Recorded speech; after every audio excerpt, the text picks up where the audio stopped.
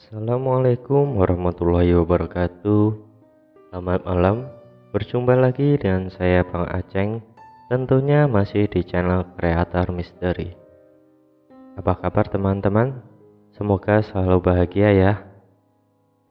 Oke, di video kali ini saya akan menceritakan pengalaman mistis rombongan pendaki di Gunung Malabar, Jawa Barat. Mistis apa yang akan mereka alami?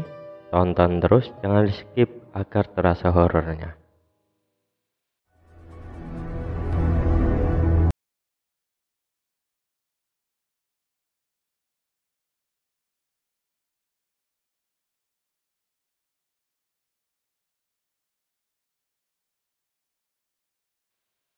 Pada hari Kamis tanggal 20 Juni 2019, tepatnya pada malam Jumat, saya Pokis mendaki Gunung Malabar yang terletak di Kecamatan Pangelangan, Kabupaten Bandung, Jawa Barat.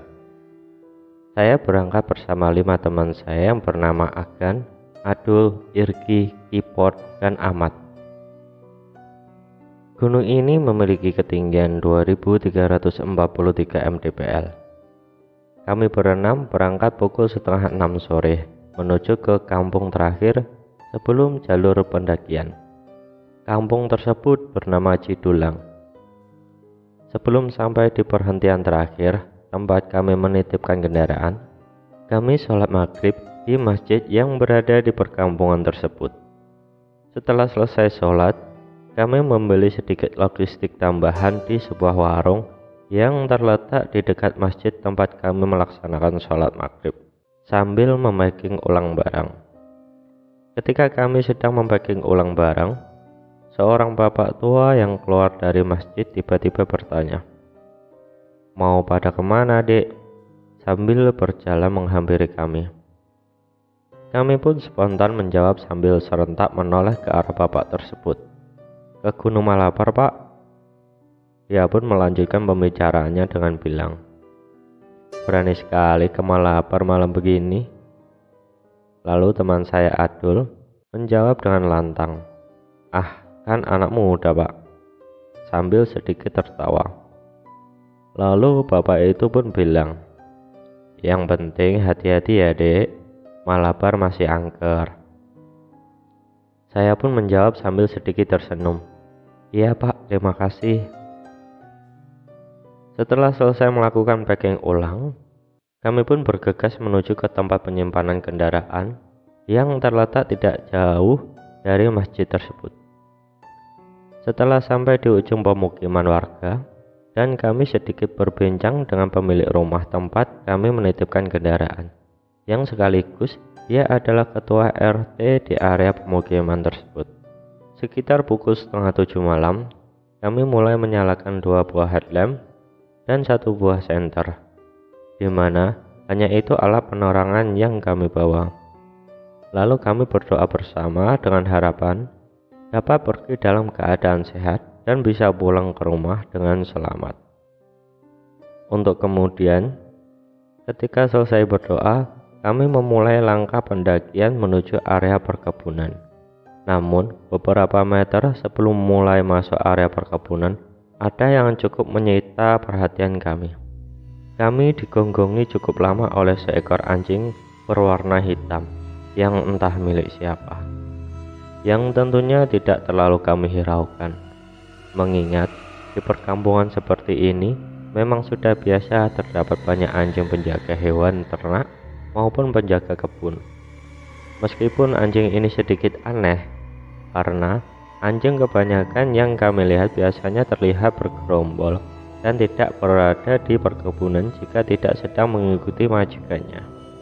Tapi kami tidak melihat satupun anjing lain ataupun orang lain selain kami berenam di sekitar situ.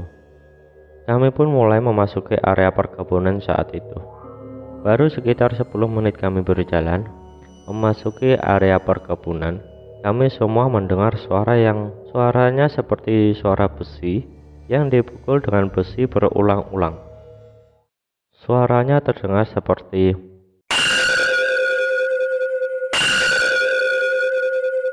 terus-menerus berbunyi dengan nada yang statis. Kami saling bertanya, Suara apa itu?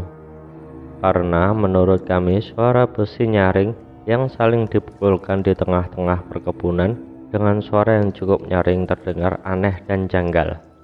Mengingat kita sudah cukup jauh dari pemukiman. Karena penasaran, kami berenam berpencar, tidak terlalu jauh untuk mencari sumber suara tersebut. Namun karena tidak menemukan sumber suara besi itu berasal, kami melanjutkan perjalanan dengan tidak terlalu menghiraukan suara besi yang cukup mengganggu itu, walaupun suaranya tidak kunjung berhenti. Kita berjalan terus menapaki jalan setapak yang masih cukup datar dan belum terlalu menanjak, lalu mulai memasuki hutan. Di perbatasan antara kebun dan hutan, kami berenam kaget karena bertemu dengan sepasang lelaki dan perempuan muda sekitar berumur 25 tahunan yang entah sedang melakukan apa di tengah gelapnya kebun malam-malam begini. Ketika kami menyorotkan senter ke arah mereka, si pria tiba-tiba gelagap, lalu berdiri seraya menggoyang-goyangkan paralon saluran pengairan kebun yang berada di dekatnya. Pengalihan isu. Lalu dia bertanya, "Pada mau kemana, bro?" Lalu saya menjawab sambil berlalu, "Ke Malabar." Sambil membicarakan apa yang sedang dilakukan sepasang pemuda itu, kami terus berjalan hingga akhirnya tiba di pos 1. Di pos 1 kami beristirahat cukup lama sambil merokok dan membuat api unggun. Kami masih membicarakan sepasang pemuda tadi yang berkemungkinan sedang masuk malam-malam di tengah gelapnya perkebunan. Karena malam begini sudah dapat dipastikan bahwa kebun adalah tempat yang sangat sepi dan pas untuk melakukan hal nekat, karena kemungkinannya sangat kecil akan ada yang melihat atau memergoki, kecuali jika sedang musim panen atau bernasib buruk. Dengan kebetulan ada pendaki gunung yang sedang melintas seperti kami berenam. Kebetulan di pos 1 saya duduk agak terpisah dari yang lain karena posisi pos 1 tidak terlalu luas dengan kontur tanah yang sedikit miring. Saya duduk membelakangi teman-teman yang lain sambil merokok dan terus melihat sekeliling tanpa memikirkan tentang hal mistis apapun. Di pikiran saya hanya ada jam berapa kami akan sampai di puncak, atau apakah puncak Gunung Malabar masih jauh. Pokoknya saya hanya memikirkan puncak dan puncak. Sampai tiba-tiba pandangan saya terpaku pada sebuah pohon cukup besar yang berada tepat beberapa meter di depan saya, yang gelap namun terlihat samar-samar seperti ada sosok kasar berwarna putih yang sedang berdiri di depan pohon tersebut. Saya dan pohon itu tidak terhalang apapun, hanya terpisahkan jarak oleh jalan setapak yang cukup luas. Lalu tiba-tiba Adul menepuk pundak saya dan bilang, "Ini kuenya enak," sambil menyodorkan kemasan berwarna merah yang cukup besar. Pandangan dan pikiran saya pun langsung teralih dan mengambil beberapa keping kue yang Adul sodorkan tadi. Saya pun mulai tidak terlalu menghiraukan makhluk berwarna putih apa yang saya lihat tadi, dengan dalih mungkin itu cuma perasaan saya saja. Tidak lama setelah itu, kami semua mendengar suara motor yang nyala. Suaranya terdengar statis seperti sedang dipanaskan. Namun, saat itu kami belum terlalu menghiraukannya, karena kami menganggap itu hanya suara motor biasa yang melintas pada sekitaran pemukiman di bawah sana. Setelah selesai merokok dan selesai memakan beberapa cemilan, kami semua kembali berdiri lalu melanjutkan perjalanan. Namun, baru beberapa meter kami berjalan naik, kejanggalan yang lain muncul. Di jalan setapak yang kami jajaki, di hampir setiap rumput pinggir jalan setapak, terdapat kunang-kunang yang berjajar menerangi jalan setapak yang kami lewati. Kami terus berjalan dengan mulai sedikit merasa bahwa ada yang janggal dengan perjalanan pendakian malam ini, namun masih belum terlalu menghiraukan dan masih berjalan dengan bercanda tawa. Setelah beberapa lama berjalan dari pos 1, kami semua mulai kebingungan dengan jalan setapak yang mulai menyabang-nyabang seiring hutan yang semakin lebat dan rapat. Yang membuat aneh adalah bahwa di antara kami berenam, Irgi, Ahmad, dan Adul sudah pernah mendaki gunung ini beberapa kali sebelumnya. Namun, mereka juga merasa kebingungan dengan jalan yang kami lalui ini. Mereka bertiga bilang, "Bingung duh, gelap, kayak beda jalannya." Agan dan saya pun mulai merasa jengkel karena menyangka Irgi, Adul, dan Ahmad pelupa. Padahal Irgi belum lama mendaki ke Gunung Malabar ini. Namun, kami tetap berusaha berpikir dengan rasional. Mungkin karena ini memang perjalanan malam pertama mereka ke gunung ini. Jadi memang agak sulit untuk bernavigasi. Lalu kami pun terus berjalan dengan perasaan dan pikiran yang agak mulai ragu. Apakah jalan yang kami lalui ini adalah jalan yang benar untuk bisa sampai ke puncak, mengingat cabang jalan setapak yang kerap kali kami temui. Kami terus berjalan sambil terus bercanda tawa, berusaha mencairkan suasana dari keraguan dan rasa takut yang mulai muncul seiring memasuki hutan yang semakin lebat, gelap, dan semakin rapat. Mengingat karena sebenarnya Gunung Malabar ini belum menjadi gunung konvensional atau gunung yang dikelola sebagai tempat wisata. Jadi, gunung ini masih cukup jarang dikunjungi pendaki, dan tentu hutannya masih cukup asri jika dibandingkan gunung-gunung konvensional atau gunung wisata. Langit cukup cerah malam itu, dengan bulan purnama yang terlihat bersinar terang di langit dan ditaburkan bintang-bintang yang bisa kita lihat sebelum memasuki hutan tadi. Sekarang mulai tidak terlihat, tertutup pohon-pohon di dalam hutan yang semakin rapat dan membuat suasana mulai mencekam. Mengingat kami masih ragu dengan jalan yang kami lalui ini, apakah memang jalan yang benar atau salah untuk bisa sampai ke puncak. Ditambah lagi, suara besi yang tadi kami dengar di beberapa menit ketika awal pendakian masih terdengar jelas. Padahal sudah sekitar 2-3 jam kami berjalan. Suara motor statis yang kami dengar di pos 1 tadi pun masih terdengar tidak menjauh dan tidak mendekat, apalagi menghilang. Dan kuning-kuning yang sedari tadi kami lihat berjajar di setiap pinggiran jalan setapak yang kami pijak masih terlihat dengan nyala yang berwarna khas. Bahkan rasanya terlihat semakin banyak. 1 dari 2 headlamp yang kami bawa mulai error dan seringkali mati nyala sendiri.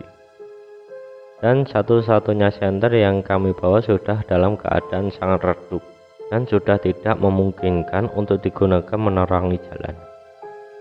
Kami memutuskan untuk mengeluarkan handphone masing-masing yang kami bawa dengan maksud untuk menyalakan senter flash untuk membantu menerangi perjalanan sebagai ganti headlamp dan senter kami yang sudah tidak digunakan. Sedangkan headlamp yang masih menyala cukup normal milik saya digunakan oleh kipot. Saya semakin merasa janggal dengan perjalanan ini, namun tidak ingin banyak bicara dan membuat suasana perjalanan semakin mencekam. Kami terus berjalan menyusuri hutan yang semakin dingin dan lebat seiring waktu yang melaju semakin malam. Menurut Irgi, Adul, dan Ahmad yang sudah pernah beberapa kali mendaki ke Gunung Malabar, estimasi pendakian ke puncak Gunung Malabar paling lama adalah 4 jam jika mulai berjalan dari Kampung Cidulang, tempat kami menitipkan kendaraan tadi. Sedangkan jam di tangan saya sudah menunjukkan pukul 9 malam kala itu. Kami pun memperkirakan akan sampai di puncak gunung paling lambat jam 10 atau setengah 11 malam. Mengingat kami yang berangkat selepas maghrib dan kami tidak terlalu banyak beristirahat lama selain di pos 1 tadi. Ketika kami sedang berjalan di jalan yang cukup menanjak, tiba-tiba saya melihat ada cahaya yang tersorot ke arah depan kami. Lalu mendengar samar-samar seperti ada yang memanggil. Tanpa berpikir panjang, saya pun sontak bilang, "Ada pendaki lain bro, Itu di depan, seraya menunjukkan ke arah cahaya itu berada. Kami lega melihat cahaya yang kami anggap cahaya senter dari sekelompok pendaki lain. Mengingat suasana gunung ini yang sangat sepi dan jarang ada yang mendaki, dan mengingat kami sedang dalam kondisi tidak pasti bahwa apakah jalan yang kami lalui sadari tadi ini adalah jalan yang benar untuk bisa sampai ke puncak. Kami berenam lalu berlari berusaha secepat mungkin menghampiri cahaya tersebut, berharap ada pendaki lain yang mendaki di malam Jumat begini, sehingga suasana bisa berubah menjadi lebih ramai.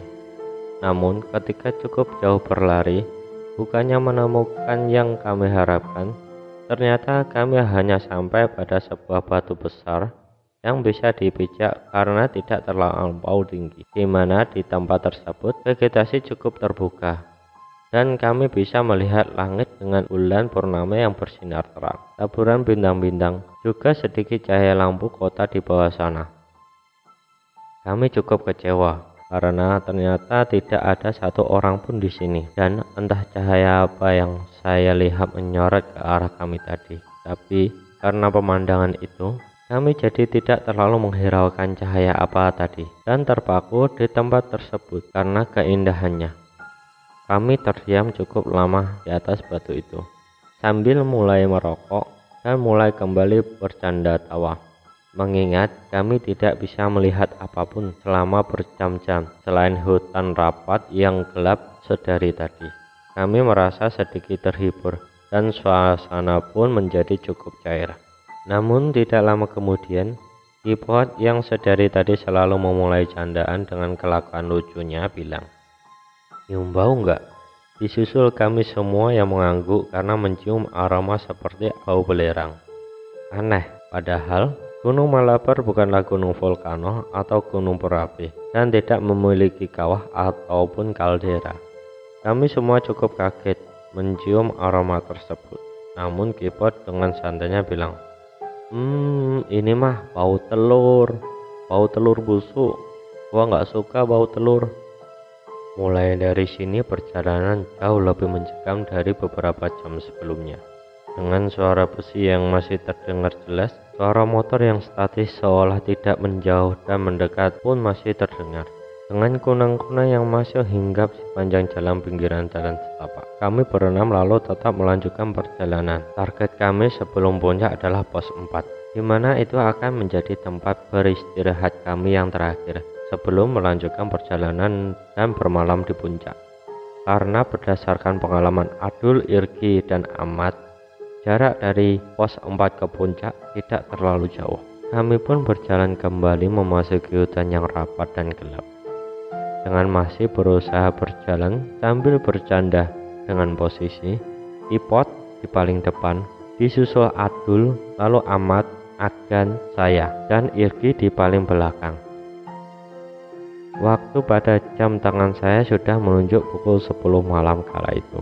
Jika berpatok pada estimasi pendakian, berarti pos 4 dan puncak gunung tidak jauh lagi. Jika ada yang bertanya, kenapa sedari tadi pos 2 dan pos 3 sama sekali tidak dibahas atau disinggung? Itu adalah karena memang selama perjalanan pendakian kami tidak menemukan pos selain pos 1 dan pos 4. Pos 1 memiliki ciri ukuran tempat yang cukup luas, dan kami menyimpulkan pos 1 berdasarkan informasi dari Adul, Irgi, dan Ahmad yang telah beberapa kali mendaki Gunung Malabar, dan berdasarkan penuturan mereka saat pertama kali mereka mendaki gunung ini, terdapat plat bertuliskan pos 1 yang terpasang di sekitar tempat yang kami simpulkan adalah pos 1 tadi. Sedangkan pos 4 menurut penuturan Adul, Irgi, dan Ahmad memiliki plat bertuliskan pos 4 yang terpasang pada pohon besar. Kami terus berjalan dan berjalan, menyusuri dedaunan tinggi yang tingginya lebih tinggi dari tubuh kami, bergantian dengan pepohonan yang rapat dan hutan. Saat itu penglihatan kami begitu gelap. Sesekali kami menemukan seperti akar pohon yang rapat melingkar mempersempit jalan yang kami lalui. tumbuhan tersebut membentuk seperti terowongan yang membuat kami harus membungkuk, bahkan merangkak untuk melewatinya. Kami terus berjalan dengan melewati dedaunan tinggi dan pepohonan rapat yang tidak jarang bergantian. Sampai akhirnya Adul bilang, "Pos 4 guys." Mengingat posisinya yang ada di depan bersama Kipot, kami yang berada di belakangnya berlari bersemangat menuju ke tempat Adul yang cukup berjalan di depan. Ketika sampai, kami berenam langsung terduduk dan membuka sedikit cemilan untuk mengisi perut dan mulai kembali merokok. Setelah cemilan habis, Ahmad yang sedari tadi melihat sekeliling tiba-tiba bilang, "Dul, seingat gua bukan ini pos 4." Adul yang spontan melihat sekeliling dan tidak menemukan pohon besar yang terpasang plat bertuliskan pos 4 langsung bilang, "Iya benar, ayo lanjut jalan." Kipot sambil berjalan bilang, "Tertipu kita, ini pos 4 palsu." Kami yang mendengar mereka berkata demikian sontak langsung berdiri dengan agak terburu-buru. Seraya kami semua bergegas kembali berjalan dengan Irgi yang meninggalkan sampah plastik kemasan bekas cemilan di atas batu tempat dia terduduk tadi. Di gunung kita memang tidak boleh, dan sebenarnya kami tidak biasa membuang sampah sembarangan dan berniat akan membawa sampah itu esok hari ketika kita turun. Kami terus berjalan berharap segera menemukan pos 4. Berjalan, dan berjalan sampai waktu sudah menunjukkan pukul 12 malam, namun tidak kunjung menemukan pos 4 yang sesungguhnya kala itu. Kami semakin merasa janggal. Suara besi dan suara motor sudah tanpa saya sadari ternyata sudah menghilang. Namun kunang-kunang di pinggiran jalan setapak masih terlihat. Kipot yang sedari tadi paling sering memulai candaan sekarang sudah mulai terdiam. Dengan sedikit-dikit berhenti berjalan, membuat kami semua otomatis berhenti berjalan juga. Ketika berhenti, Kipot bertanya kepada Adul yang berada tepat di belakangnya, "Dul, lihat itu di depan ada apa?" Seraya menoleh ke arah belakang dengan suara yang cukup pelan. Adul yang sambil tertunduk menjawab seolah bahwa dia sudah memeriksa apa yang ada di depan. "Gak ada apa-apa, Pot. Ayo lanjut aja." Tidak lama dari itu kami semua mendengar suara. Suara itu terdengar sangat berat dan terdengar seperti lelaki tua. Suaranya cukup jelas. "Minta rokok."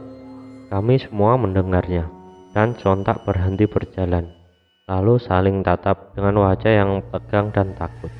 Adul berusaha menghiraukan suara tersebut lalu bilang, "Ayo lanjut aja, Pot," sambil sedikit mendorong keril Kipot. Kami lanjut berjalan dengan formasi yang semakin rapat. Kami saling berpegangan pada tas keril yang ada di depan kami, dengan Kipot yang masih di posisi paling depan dan Irgi yang di paling belakang. Saya yang dari tadi merasa seperti ada yang mengikuti, mulai mendengar seperti suara langkah kaki yang terletak di belakang Irgi. Karena khawatir, sedikit-sedikit saya menoleh ke arah belakang untuk memastikan Irgi masih ada dan baik-baik saja. Lalu saya bilang, "Ayo Ki, pegang tas karir gua." Dengan suasana yang semakin mencekam dan candaan yang sudah tidak sanggup saling kita lontarkan lagi, kita terus berjalan. Waktu semakin malam. Kala itu jam tangan saya sudah menunjukkan pukul jam 12 lebih dini hari. Kami semakin panik karena pos 4 tak kunjung terlihat juga. Agan pun yang sedari tadi menggunakan tokat kayu yang dia ambil di perkebunan tempat awal pendakian tadi untuk membantu berjalan. Akhirnya dia tancapkan ke tanah tepat di tengah-tengah jalan setapak yang cukup lenggang. Dengan ciri khas, di dekat situ terlihat pohon besar yang menjulang cukup tinggi, tidak memiliki tangkai ranting dan daun. Dia lalu mengkikis bagian ujung atas tongkat dan meninggalkan tongkat tersebut. Kami lalu lanjut berjalan menyusuri jalan yang memang dirasa sedari tadi berputar-putar di jalan yang itu aja. Saya mulai berpikir, mungkin akan menancapkan kayu itu bukan tanpa alasan. Setelah sekitar 45 menit berjalan, benar saja, kami kembali menemukan tongkat yang ditancapkan Agan di tempat yang terdapat pohon tinggi tidak bertangkai, tidak beranting, dan tidak berdaun tadi. Agan bilang, "Ini tongkat gua yang tadi kan?" Semua lalu saling bertatap mengheran. Dilihat-lihat lagi, itu memang tongkat yang digunakan Agan tadi. Karena menancap di tengah jalan setapak dengan ujung atas yang dikikis, kami mulai kehilangan harapan. Kami mulai kalut, mulai berpikir aneh-aneh. Takut kalau saja kita semua tersesat dan tidak bisa pulang kembali ke rumah. Saya mengira kejadian berputar-putar seperti ini hanya ada di film-film horor atau cerita omong kosong belaka. Namun ternyata saya mengalaminya sendiri kala itu. Di tengah rasa panik yang kami rasakan, Agan mencoba menenangkan semua dan berkata, "Udah, sekarang kita duduk dulu, ayo berdoa." Kami serentak duduk di tempat itu dan mulai berdoa dengan diiringi rasa yang campur aduk. Kami tertunduk cukup lama, panik, takut, dan gelisah. Bingung harus melanjutkan perjalanan atau kembali pulang. Setelah selesai berdoa, kami sedikit berdiskusi, dan saya mengingat perjalanan survival yang saya pelajari bahwa jika tersesat di gunung, cari tempat yang paling tinggi di antara tempat tersebut. Jika ingin menemukan pemukiman, ikuti aliran sungai. Karena tidak ada sungai di sekitar tempat tersebut, saya pun menyarankan untuk melanjutkan naik, mengingat waktu sudah terlalu larut. Takutnya jika memilih untuk turun, kami semua malah semakin tersesat, mengingat hutan ini sangat rapat dan gelap. Lampu senter yang kami gunakan pun kayaknya sudah mulai melemah. Dan kembali berjalan, berharap jalan yang kami tempuh berhenti berputar dan tertuju ke arah puncak, atau setidaknya sampai pada pos 4. Kami terus berjalan sambil berdoa dalam hati. Tak disangka, setelah kami berdoa, sekitar 15 menit berjalan, kami menemukan pos 4 yang dari tadi menjadi target tempat beristirahat kami terakhir sebelum beranjak ke puncak. Kami cukup lega karena itu memang pos 4 sungguhan, mengingat akan penuturan Adul, Irgi, dan Ahmad bahwa ada plat berisi bertuliskan pos 4 yang terpasang pada pohon besar.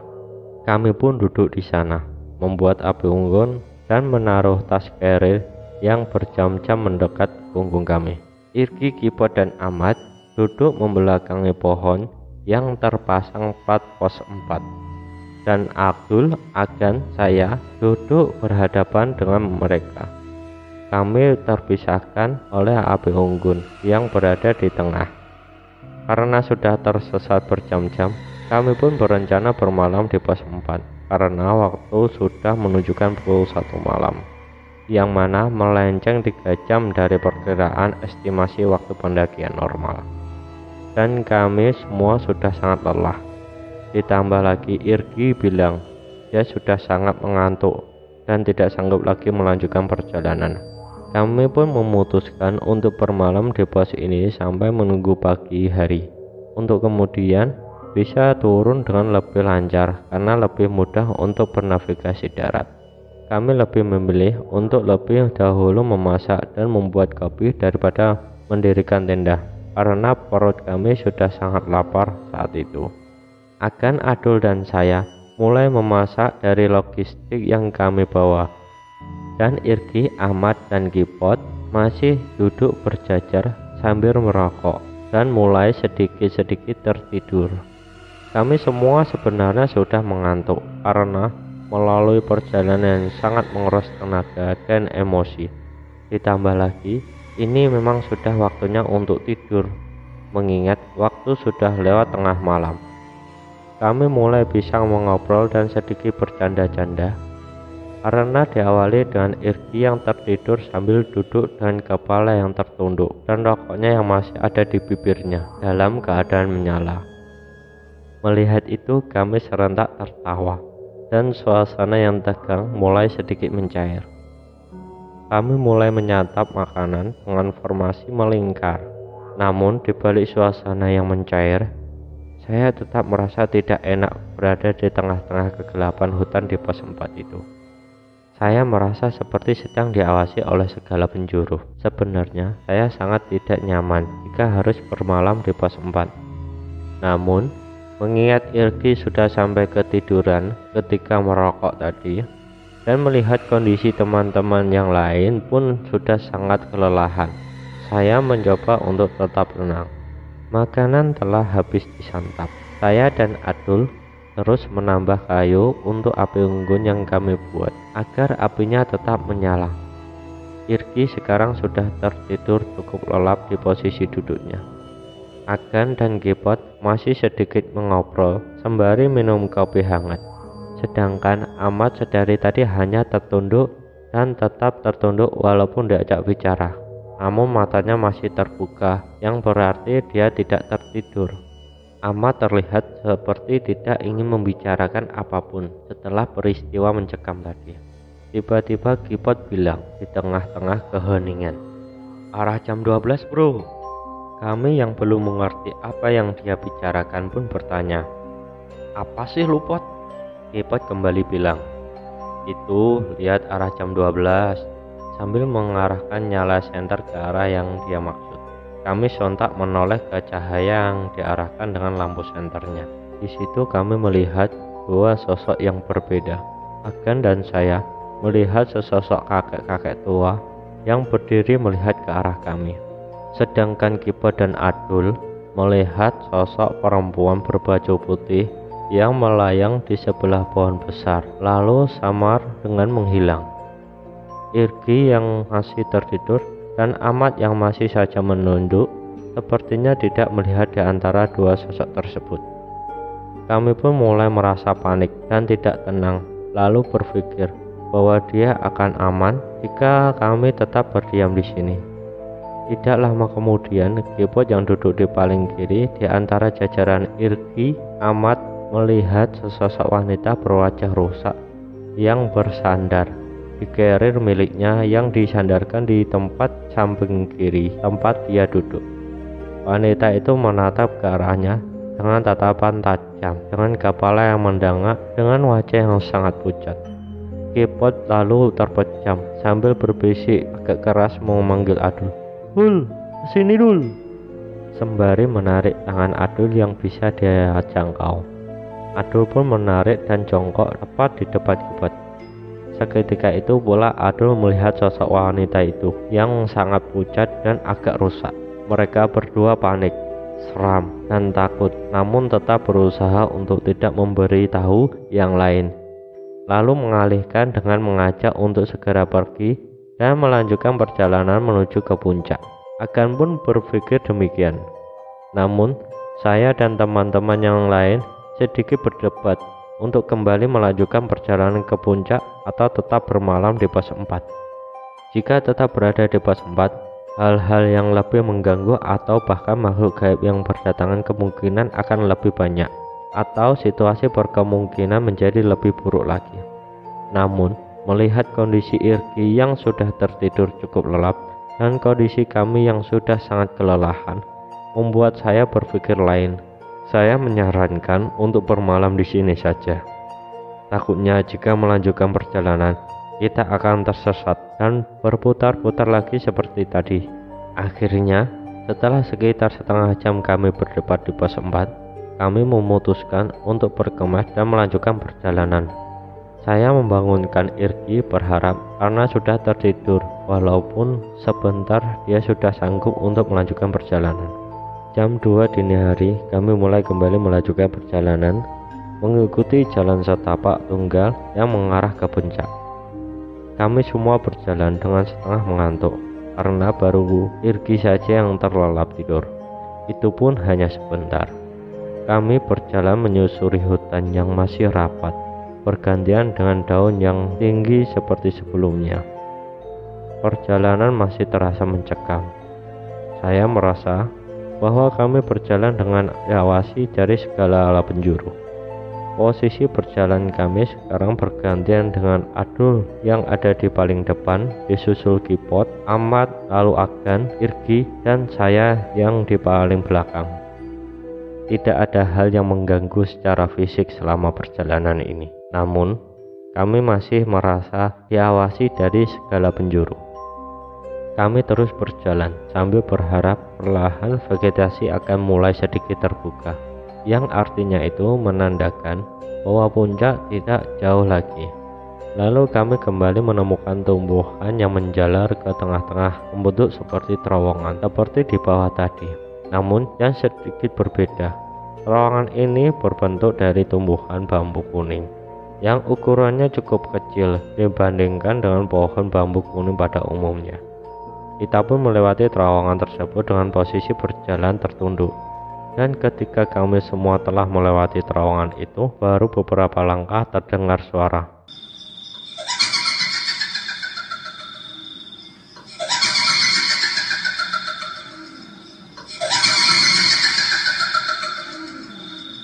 Disusul dengan satu lampu flash dari handphone keyboard yang sedang saya pegang tiba-tiba mati karena kehabisan daya baterai. Itu suara perempuan, suara cukup melengking yang terdengar cukup jelas. Entah dari mana sumber suaranya, namun terdengar tidak terlalu jauh dari tempat kami berdiri. Langkah kami pun terhenti dengan saling menatap satu sama lain. Keyboard dengan wajah yang tegang lalu bilang, "Dengar enggak?" Kami semua langsung mengangguk menjawab dengan suara pelan dan muka yang tegang. "Iya." Suaranya masih terdengar ketika kami berhenti. Kami berpikir apakah kemungkinan itu suara pendaki lain yang sedang menuju ke puncak atau seorang perempuan yang tersesat. Tapi Ahmad langsung mematah dugaan itu dengan bilang, "Ayo lanjut," seperti tidak ingin membahas suara apa. Kami kembali melanjutkan perjalanan dengan suara teriakan yang masih terdengar. Saya pun terpaku dengan pikiran bahwa itu adalah suara makhluk gaib yang mungkin bermaksud kembali menyesatkan kami. Kami terus berjalan dan waktu sudah menunjukkan pukul 2:20 malam. Kami sedikit bersyukur karena seperti yang kami harapkan, vegetasi mulai terbuka. Hutan yang tadinya rapat dan gelap sudah mulai beranjak dan kami bisa mulai melihat langit dengan bulan purnamanya yang bersinar terang. Ketika kami mulai bisa melihat ke arah atas, saya bermaksud bertanya kepada 3 orang teman saya yang sudah pernah kesini sebelumnya. "Masih jauh nggak sih?" Adul pun menjawab dengan sigap, "Itu puncak," sambil menunjuk ke arah pohon tidak berdaun dan tidak terlalu tinggi.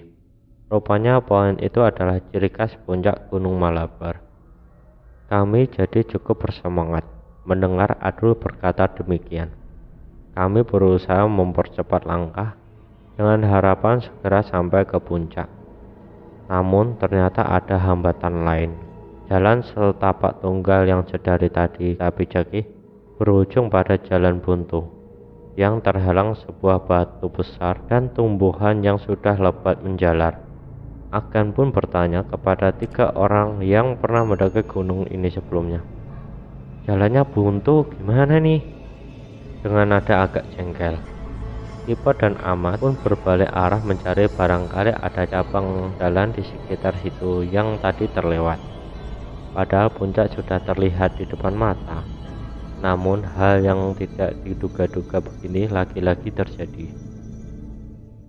Kami berpencar tidak terlalu jauh untuk mencari jalan yang bisa dilewati untuk sampai ke puncak.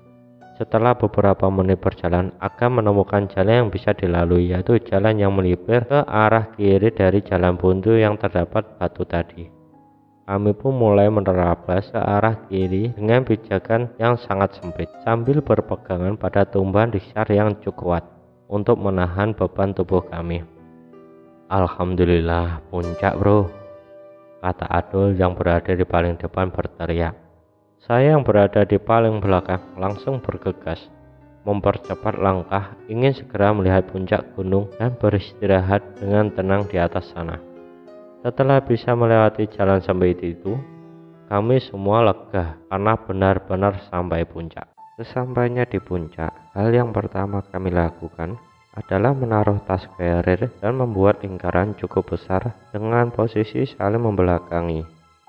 Lalu buang air kecil dengan hati yang lega, karena kami semua tidak ada yang berani buang air kecil selama perjalanan yang mencekam tadi.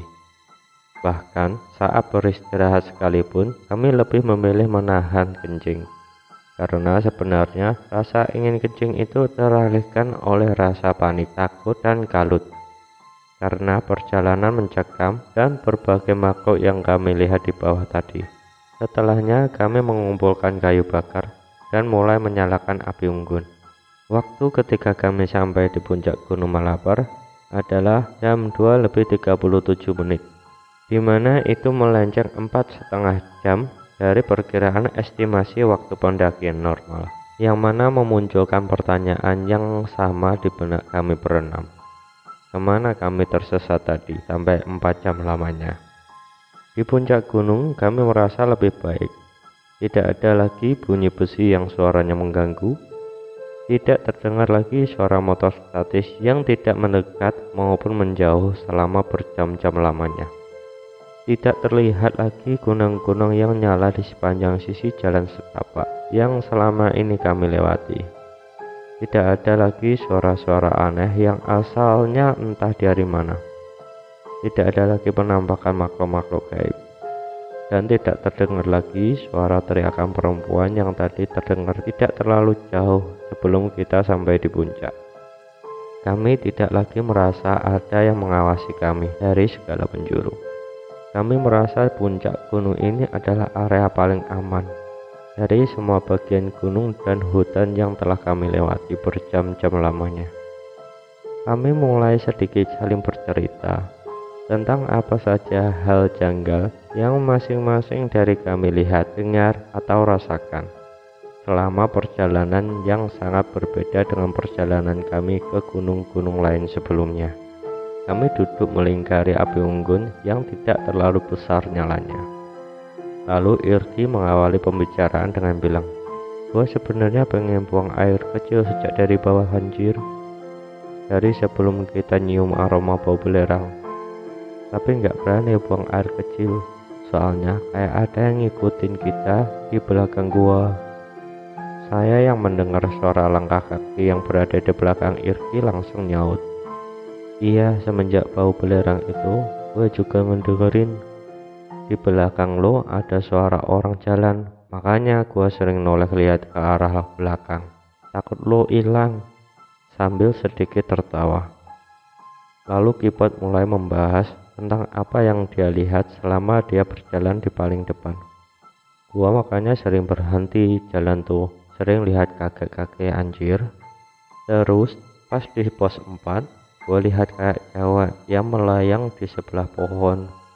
Mendengar pos 4, Adul langsung nyaut, "Lo nggak ingat yang di sebelah kiri lo, yang mukanya ngedangar di kiri lo?" Kipot langsung menjawab, "Iya, gua juga kaget pas lihat ke kiri ada muka cewek pucat, mukanya rusak." Agan dan saya yang mendengar cerita mereka melihat penampakan langsung ikut bicara. "Iya, gua juga lihat kakek-kakek di pos 4. Kayaknya itu suara yang minta rokok." Ahmad yang sedari tadi tidak banyak bicara tiba-tiba bilang, "Gua juga lihat perempuan serem di pos 4. Di situ saya mengerti kenapa Ahmad tidak mau banyak mengobrol dan selalu tertunduk di pos 4.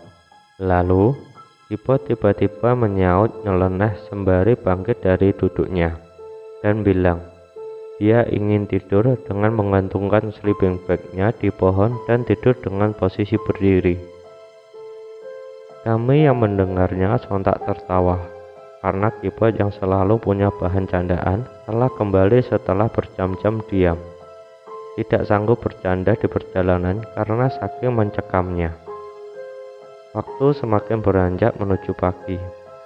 Irgi, Adul, dan Ahmad sudah terlelap di atas tenda yang digelar di tanah. Sedangkan Agan, Kipot, dan saya masih mengobrol sambil merokok di depan api unggun.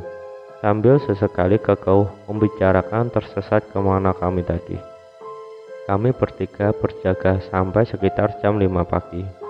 sampai akhirnya kami pun tertidur di depan api unggun. Hanya tidur 1 jam, agan Dagipot kembali terbangun dan membangunkan saya, namun saya memilih untuk tetap tidur karena merasa masih sangat mengantuk. Irgi juga terbangun kala itu, sedangkan Ahmad dan Adul masih terlelap di atas tenda yang digelar, tidak didirikan.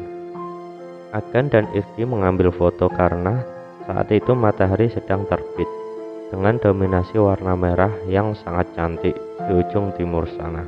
Sedangkan Gipot sibuk mengurus perut karena lapar. Pukul 7 pagi saya terbangun dengan 5 teman saya yang sudah terbangun, dengan sebagian yang sedang memasang hemok dan sebagian lagi memasak dan mengabadikan momen di puncak Gunung Malabar kala itu. Kami semua kemudian sarapan dan minum kopi hangat pagi hari itu. Karena tidak ingin terkena terik perjalanan pulang, kami segera mengemas barang dan mendokumentasikan beberapa gambar sebelum akhirnya berdoa dan mulai berjalan pulang pada hari Jumat pukul 8.45. Ketika saya hendak mengambil jalan memutar yang semalam kami lalui karena jalan yang buntu, Ahmad dan Adul kemudian memanggil dan bilang, "Ini ada jalan ke sini." Seraya saya yang memutar balik dan menuju ke teman-teman yang lain. Kami lalu memilih jalan yang bukan kami lewati semalam. Namun ketika sampai tempat di jalan buntu semalam, kami semua kaget karena jalan yang semalam kami lihat buntu dan terdapat batu besar adalah jalan setapak yang biasa dilalui untuk sampai ke puncak. Dan jalan ini lenggang, terbuka lebar, tidak ada apapun yang menutupi. Kami cukup kaget karena semalam yang kami lihat dengan jelas adalah jalan buntu yang tertutup oleh batu besar dan tumbuhan lebat yang menjalar. Ditambah lagi jalan ke kiri yang kami lalui semalam adalah jurang yang sangat dalam, tidak terlihat ada yang bisa dipijak. Namun, kami melewati jalan itu dengan lancar semalam untuk dapat sampai ke puncak. Kami melanjutkan perjalanan dengan masih terheran-heran karena pagi hari dan suasana di tengah hutan cukup terang. Tidak terlalu jauh berjalan, kami dapat melihat hutan yang rapat dan hampir pada setiap batang pohon berlumut segar, dan dalam perjalanan semalam kami tidak dapat melihatnya. Ini membuktikan bahwa kadar oksigen di hutan ini masih sangat melimpah dan segar. Tidak ingin melewatkan pemandangan yang langka dan indah ini, kami mulai mendokumentasikan gambar di sana. Beberapa menit kami berfoto sambil merokok. Karena meskipun matahari sudah cukup terik, namun hutan yang rapat membuat suhu di sana tetap dingin. Setelah cukup puas mengambil gambar dan menikmati hutan lumut, kami kembali berjalan turun dan tidak terlalu lama kami berjalan, kami sudah kembali di pos 4. Kami memutuskan untuk sejenak singgah di pos 4 sembari memakan cemilan sisa logistik yang ada dan menyalakan api unggun mengingat suhu masih dingin karena hutan yang rapat sulit tertembus sinar matahari. Waktu pada jam tangan saya menunjukkan pukul 9 tepat kala itu. Di pos 4 kami masih membicarakan beberapa kejadian mencekam semalam. Dan sebenarnya saat itu, meskipun sudah pagi hari, saya tetap merasa di sana kami masih diawasi dari segala penjuru. Saya masih merasa kurang nyaman berada di pos 4. Sekitar 5 menit kami beristirahat di pos 4, kami kembali melanjutkan perjalanan turun dengan langkah yang tidak terlampau cepat karena kontur tanah tidak terlalu menurun, bahkan bisa dibilang datar. Saya teringat untuk membawa sampah kemasan cemilan yang Irgi tinggalkan semalam, karena mengingat kami memang tidak terbiasa untuk membuang sampah sembarangan di gunung. Namun, setelah sekitar 15 menit berjalan, kami sudah tiba di batu tempat vegetasi terbuka, di mana kami mencium aroma seperti bau belerang semalam. Kami berenam kaget dan bingung, mengingat perjalanan semalam dari Batu ini menuju pos 4 memakan waktu berjam-jam, 3-4 jam. Namun, pagi ini dari pos 4, kami bisa sampai ke batu ini hanya dalam waktu 15 menit. Jika alasannya karena jalannya menurun, Jadi lebih cepat saya rasa tidak mungkin secepat itu. Mengingat jalan dari pos 4 sampai ke Batu ini tidak terlalu menurun, bahkan bisa dibilang datar, seperti yang saya telah katakan sebelumnya. Ditambah lagi kami tidak menemukan beberapa tempat seperti tumbuhan seperti membentuk terowongan yang kami sering lewati semalam. Kami juga tidak menemukan tempat berbatu, tempat Irgi meninggalkan kemasan bekas cemilan yang awalnya kami kira saat malam itu adalah pos 4. Kami saling tatap karena berasumsi bahwa perjalanan semalam memang sangat aneh. Namun, tiba-tiba Kipot kembali berjalan sambil bilang, "Berarti semalam kita tour and travel gratis, bro." Kami pun jadi tertawa mendengarnya. Sambil mengikuti Kipot melanjutkan perjalanan turun. Perjalanan turun tidak seperti perjalanan menuju puncak pada malam hari sebelumnya. Kami sangat bersyukur, tidak ada hambatan apapun. Kami mulai berjalan dengan cukup cepat, seiring jalan yang semakin menurun dibandingkan di sekitaran pos 4 tadi. Kami sudah sampai di perkebunan sekitar jam 10 pagi dan bertemu dengan beberapa orang yang hendak berkebun yang saling sapa. "Habis dari mana, Dek?" Seorang ibu-ibu parubaya bertanya kepada kami saat kami melewati sebuah bangunan kayu seperti saung di tengah-tengah kebun. Terdapat beberapa orang di sana. Akan pun menjawab, "Dari Gunung Malabar, Bu." Ibu tersebut menjawab seperti bapak di masjid kemarin, "Aduh, berani banget ke Malabar." Namun kami hanya menyaut dengan, "Permisi Pak, Bu." Seraya terus berjalan. Sekitar 15 menit dari situ kami berjalan. Kami pun tiba di pemukiman bernama Kampung Cidulang, tempat kami menitipkan kendaraan semalam. Namun sebelum ke tempat menitipkan motor, kami terlebih dahulu singgah di sebuah warung yang terletak tidak terlalu jauh dari tempat penitipan motor. Kami membeli beberapa gorengan, kopi, dan juga rokok, karena logistik kami sudah habis sejak dari pos 4 saat perjalanan turun tadi. Bapak pemilik warung pun menanyakan pertanyaan yang sama yang ditanyakan oleh bapak-bapak di masjid kemarin dan ibu-ibu di kebun tadi. "Pada dari mana nih?" Sambil memberi makan anjing peliharaannya. Saya pun menjawab, "Ini habis dari puncak Gunung Malabar, Pak." Dia menyaut, "Oh, dari puncak besar ya?" Saya pun menjawab, "Iya, Pak." Agan tanpa ditanya lalu tiba-tiba bilang, "Ini tuh semalam tersesat, Pak." Bapak itu menyodorkan beberapa gelas kopi yang kami pesan seraya bilang, "Malabar tuh masih angker. Warga di sini percaya bahwa di Gunung Malabar itu ada kerajaan." Lalu setelah itu bapak-bapak tersebut juga bercerita bahwa tidak lama ini ada 2 kejadian gantung diri di kaki Gunung Malabar ini. Kami hanya mendengarkan cerita si bapak sambil cukup kaget dan agak ngeri jika mengingat-ingat perjalanan kami semalam tanpa menjawab apapun. Lalu Irgi yang sudah selesai menghabiskan 1 batang rokok tiba-tiba bilang, "Ayo pulang, takut tak keburu sholat Jumat." Bapak-bapak pemilik warung tersebut lalu tiba-tiba menoleh dengan wajah yang terheran-heran seraya bilang, "Emang kalian naik hari apa?" Saya menjawab, "Hari Kamis sore kemarin, Pak, malam Jumat." Si bapak lalu bertanya, "Kemarin? Kok mau Jumatan? Kan ini hari Minggu. 3 hari 3 malam kan kalian di atas?" Mendengar si bapak bicara demikian, kami berenam langsung bengong dan kaget. Karena kami merasa bahwa hanya 1 malam melakukan perjalanan ke Gunung Malabar. Lalu saya bilang, Si bapak mah suka bercanda." Sambil sedikit tersenyum, berharap si bapak memang sedang bercanda. Lalu Adul menyarankan untuk membuka handphone masing-masing.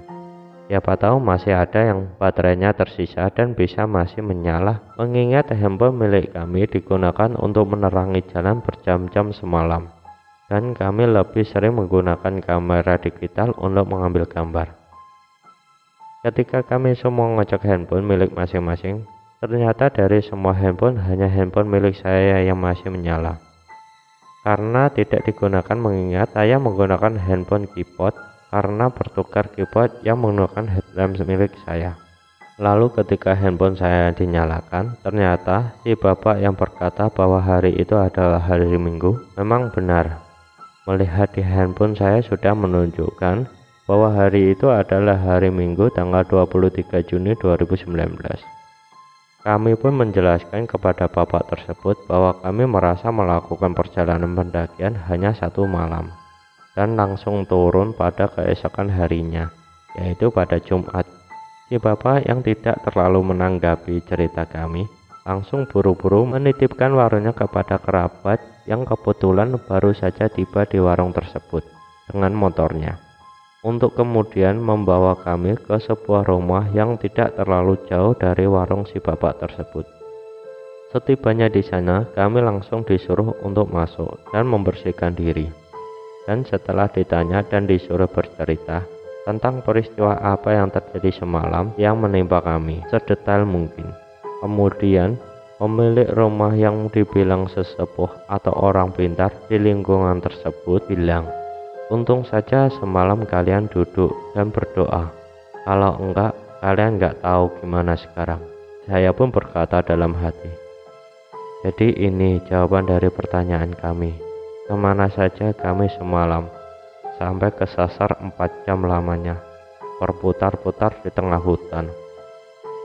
Lalu ketika turun dan sampai di bawah, kami tidak sadar bahwa hari itu sudah hari Minggu. Oke teman-teman, cukup sekian ya video hari ini. Dan jangan lupa untuk dukung selalu kreator misteri dengan cara klik tombol subscribe, like, dan share ya. Dan komen apabila teman-teman ada saran dan kritik untuk channel ini.